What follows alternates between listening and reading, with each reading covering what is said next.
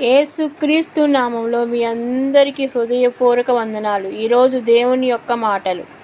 నా దేవునికి నా పట్ల ఎంత శ్రద్ధ అని మాట్లాడింది సాధు సుందర్ సింగ్ గారు.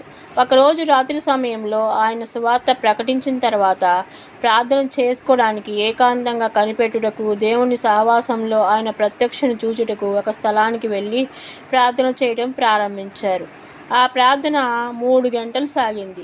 ప్రార్థన ముగిసిన తర్వాత విశ్రాంతి తీసుకుందామనుకొని ఆయన పక్కకు చూస్తే చిరుతపులి కూర్చొని ఉంది. అది చూసి ఆయనకు ప్రార్థన చేయుటకు నేను ఎంచుకున్న స్థలం చిరుతపులి యొక్క స్థావరమా అని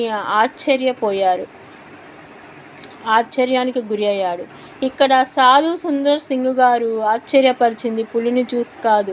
3 గంటల పాటు చిరుతపులి పక్కన మోకరించి ప్రార్థన చేసినా కూడా అది ఏమీ చేయకుండా మౌనంగా ఉండుట చూసి దేవుడు చూపిన కృపను బట్టి ఆశ్చర్యపోయారు.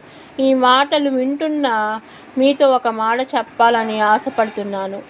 మన ప్రక్కన చిరుతపులి ఉందని, తన పక్కనే చిరుతపులి ఉందని సాధు సుందర్ సింగ్ గారికి తెలియదు.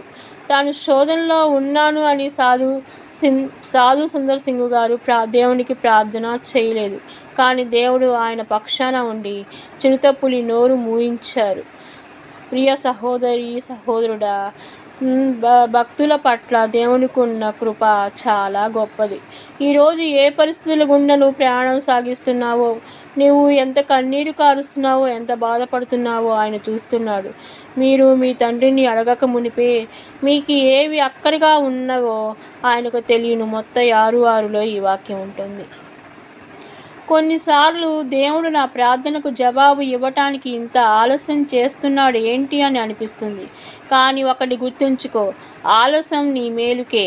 ఎంత ఆలస్యం జరుగుతుందో భవిష్యత్తులో నీ ఊహకు మించిన దైవ కార్యం అంత గొప్పగా నీ జీవితంలో జరగబోతుందని అర్థం.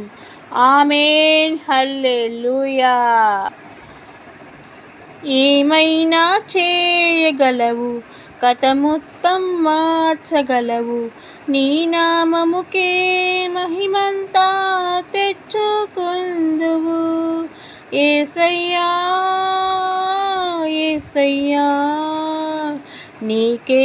నీకే సాధ్యము.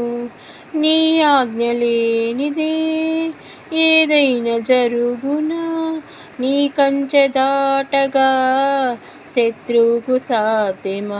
మా దేవా నీవే మా తోడుంటే అంతే.